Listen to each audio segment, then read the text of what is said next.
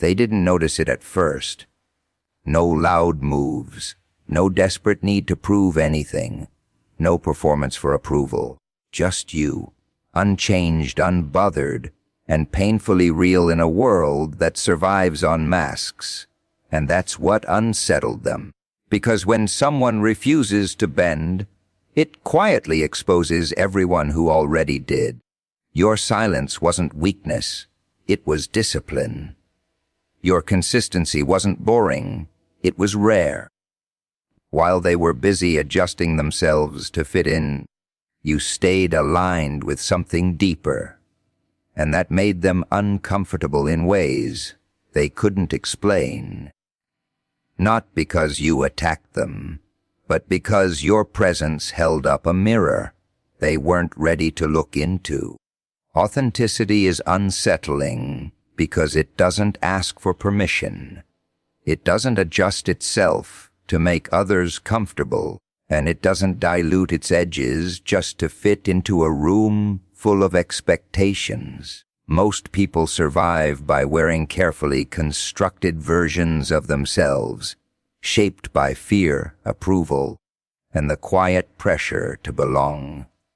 They learn early which parts of themselves are acceptable and which ones need to be hidden, softened, or completely erased. Over time, the mask becomes so familiar that they forget it was ever a choice. Then someone like you walks in, not louder, not more aggressive, just real. And that's where the tension begins, because authenticity doesn't attack directly, it reflects. It stands there without apology, and in doing so, it forces others to confront the gap between who they are and who they pretend to be. That gap is uncomfortable. It's easier to criticize the person who refuses to play along than to question the role you've been performing your entire life. They'll say you're too much, or maybe not enough. Too quiet, too different, too detached. But those labels aren't really about you. They're a defense mechanism.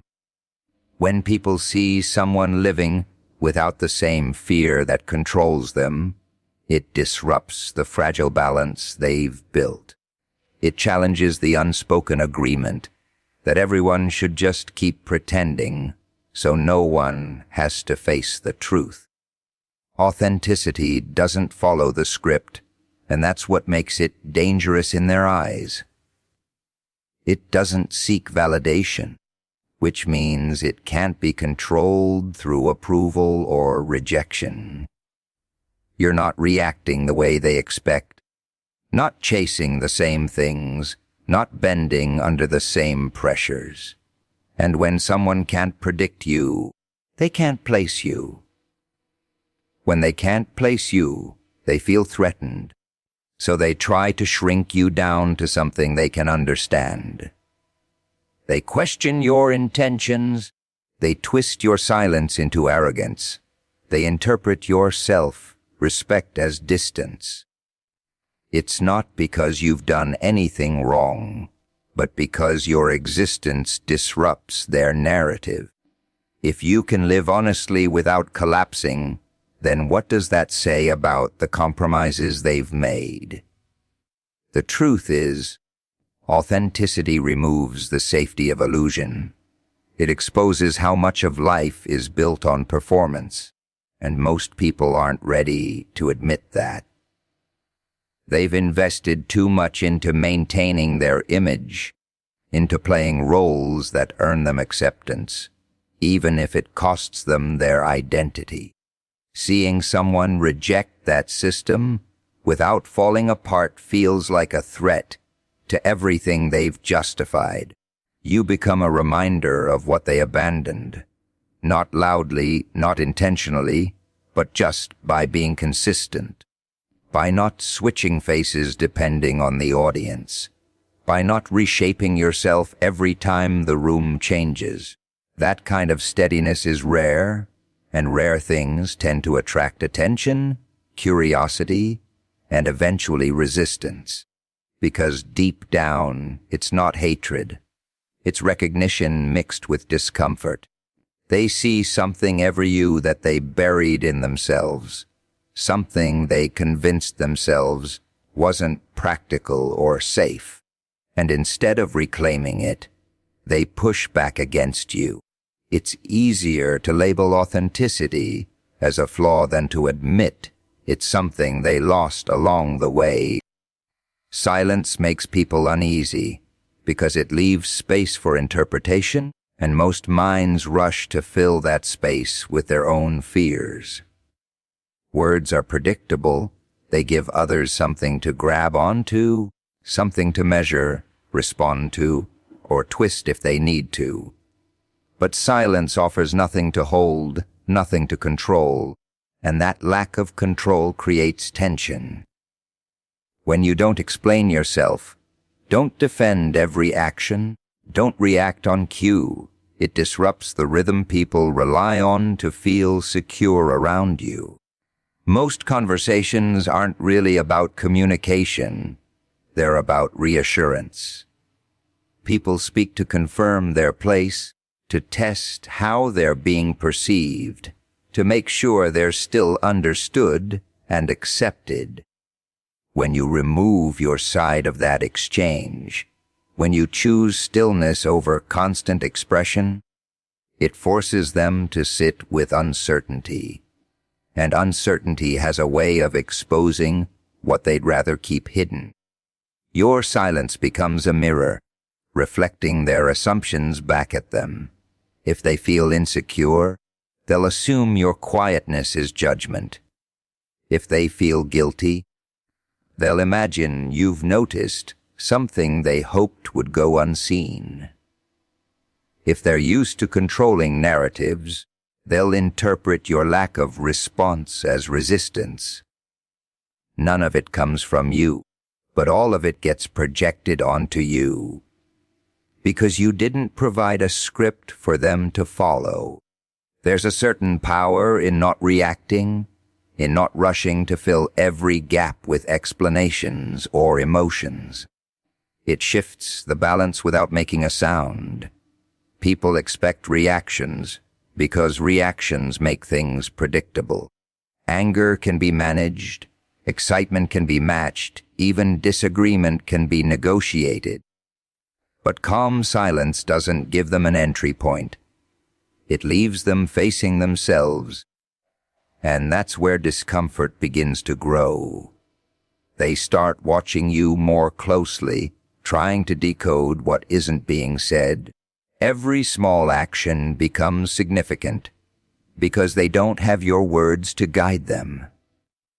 They analyze your expressions, your timing, your absence of response.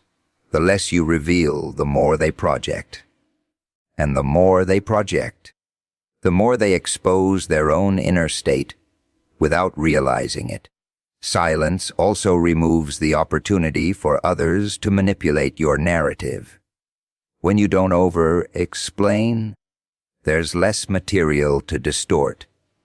When you don't react emotionally, there's less leverage to use against you. It creates a boundary that isn't announced, but is clearly felt.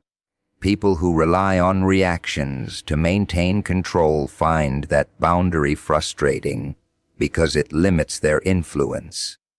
At the same time, your quietness challenges the expectation that everything needs to be externalized. In a world where people constantly broadcast their thoughts, their struggles, their validation, choosing silence can feel almost unnatural to those who depend on noise to feel seen. It raises questions they don't want to ask themselves about why they need to be heard so often, about what they're avoiding when they keep talking. What unsettles them most is that your silence doesn't look like suppression. It looks intentional. It carries a sense of awareness, as if you've already processed what they're still trying to figure out loud. That contrast creates a subtle imbalance. They're searching for clarity through expression, while you've found it in restraint. And restraint, when it's genuine, doesn't seek attention, which makes it even harder to understand from the outside. Without saying a word, you change the dynamic of every interaction. You slow things down, you remove the predictable cues, you make people confront the spaces they usually fill with noise. And in those spaces, what they've been avoiding starts to surface. Not because you forced it, but because your silence left no place for it to hide. Consistency doesn't look impressive at first. It doesn't demand attention, doesn't create sudden spikes of excitement, doesn't give people a dramatic moment to react to. It's quiet, repetitive, almost easy to overlook. But that's exactly why it becomes powerful over time. While everyone else is chasing intensity, reacting to every shift in mood, adjusting themselves depending on who's watching, consistency stays steady. It doesn't need validation to keep moving, and it doesn't collapse under pressure because it was never built on emotion alone. Most people operate in bursts. They start strong, fueled by motivation, recognition, or the desire to prove something. But when that fuel fades, so does their effort. They rely on feelings to carry them forward, and feelings are unpredictable. One moment they're driven, the next they're distracted, discouraged, or pulled in another direction. That cycle creates noise, movement without direction, effort without stability. Consistency doesn't follow that pattern. It's built on discipline, not impulse. It shows up whether it feels convenient or not, whether anyone is paying attention or not. And that's where the quiet separation begins. While others are waiting for the right moment, the right mood, the right approval, consistency keeps building, piece by piece, unnoticed but undeniable. At first, people don't take it seriously. They assume it's temporary, just another phase that will fade like everything else. They've seen too many people start and stop, too many promises that never turned into something real. So they project that same pattern onto you, expecting the same outcome. But when you don't break the pattern, when you keep showing up in the same way, with the same focus, without needing to announce it, their perception starts to shift. Consistency creates a kind of pressure without saying a word. It forces others to confront their own inconsistency. Not directly, not aggressively, but through contrast. Your steady movement highlights their instability. Your quiet discipline makes their excuses more visible. And that's uncomfortable because it removes the illusion that progress is complicated or out of reach. It shows that the real barrier was never ability, but commitment. There's also something difficult to control about consistency. It doesn't react to external noise. Praise doesn't speed it up. Criticism doesn't slow it down. It operates on its own terms, which makes it unpredictable in a different way. Not chaotic, but unshakable. People can't manipulate it, because it isn't driven by their opinions. It doesn't need approval to continue, and it doesn't depend on recognition to feel justified. Over time, what once looked small starts to accumulate. The quiet efforts, the repeated actions, the discipline that no one noticed in the beginning, all begin to form something solid, and that's when people start to pay attention. Not because you suddenly became louder, but because the results can't be ignored anymore. What was once dismissed as insignificant now carries weight. That shift creates a different kind of reaction. Some will respect it, even if they don't fully understand it. Others will feel threatened by it, because it exposes the gap between intention and action. They'll question how you maintained it, how you didn't lose focus, how you didn't get pulled into the same patterns that stop everyone else. And the answer won't be dramatic or complicated. It will be simple, almost frustratingly so. Consistency removes the need for constant explanation. It speaks through repetition, through presence, through results that build quietly in the background. It doesn't rush to prove itself, and it doesn't need to announce progress.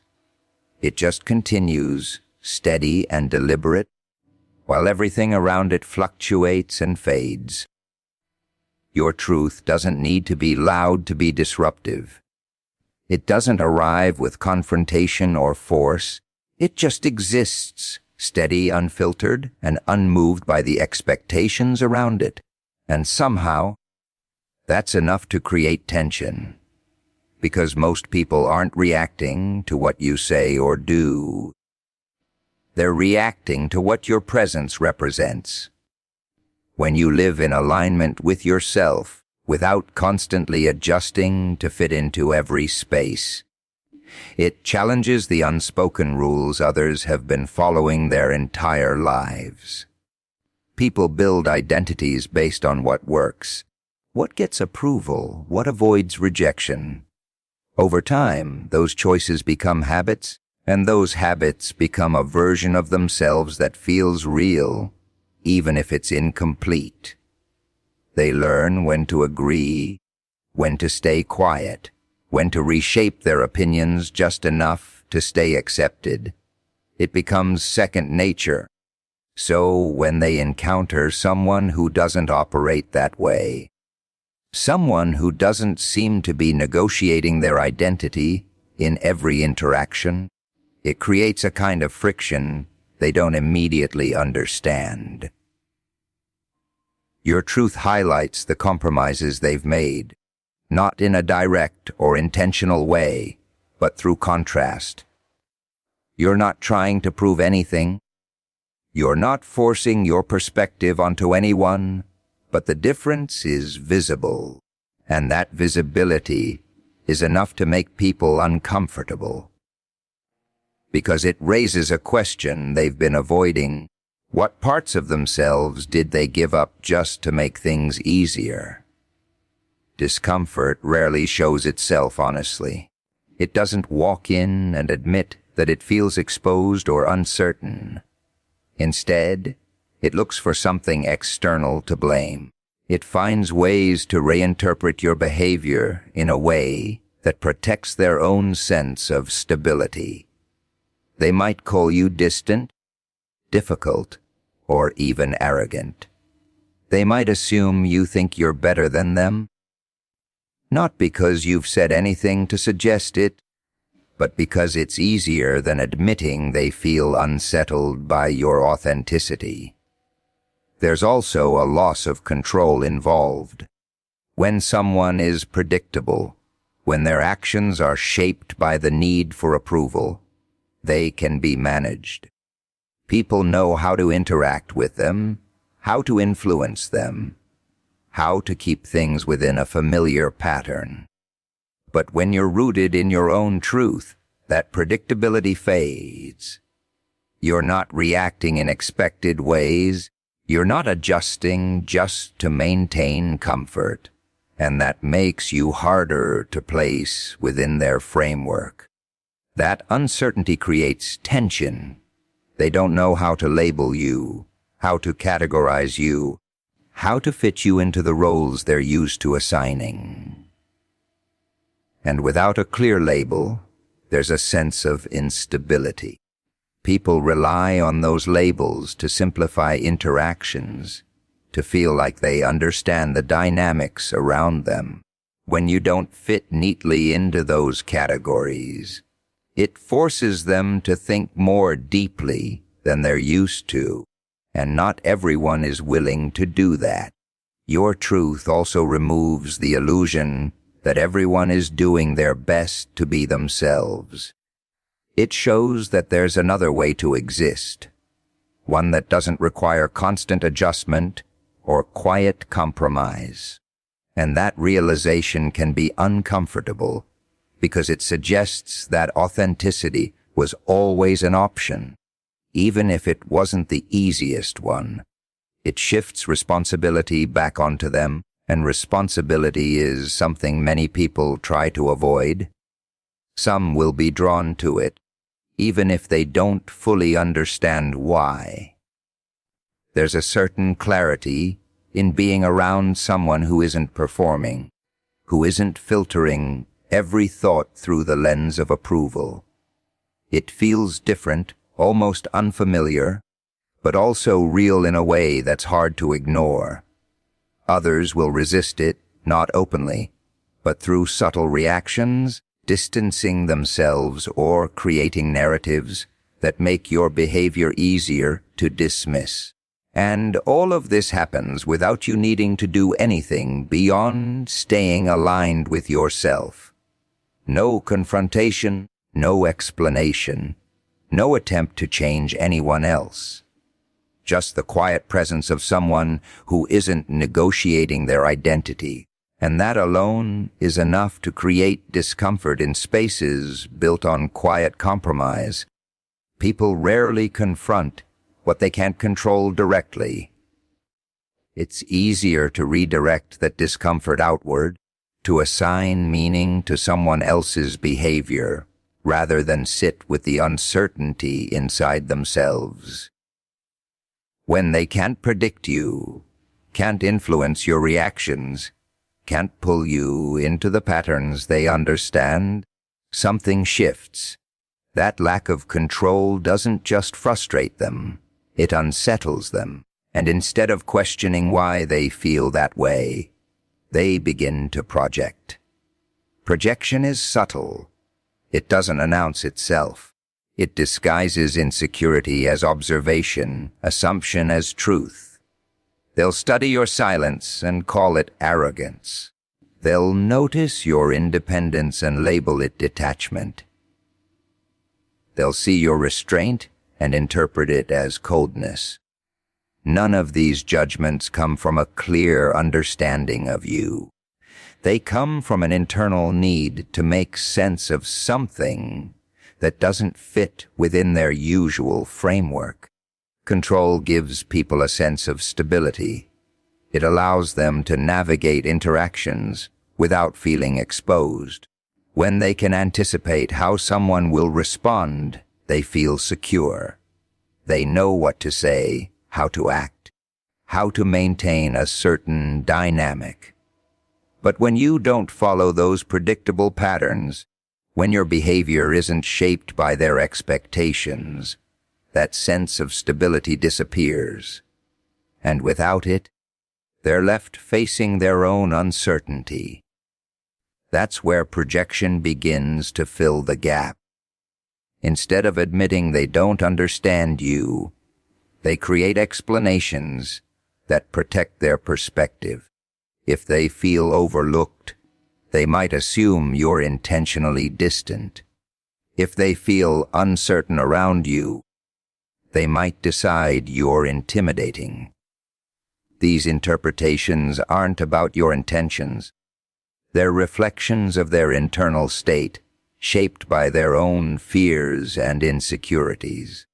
There's also a deeper layer to this. When someone can't control you, they can't use the same strategies that work on others. Approval doesn't sway you. Criticism doesn't break you. Attention doesn't define you. That removes a certain level of influence they're used to having. And losing that influence can feel like a threat, especially for those who rely on it to maintain their sense of importance or control within a social space. So they adjust their approach. If they can't control you through direct interaction, they try to control the narrative around you.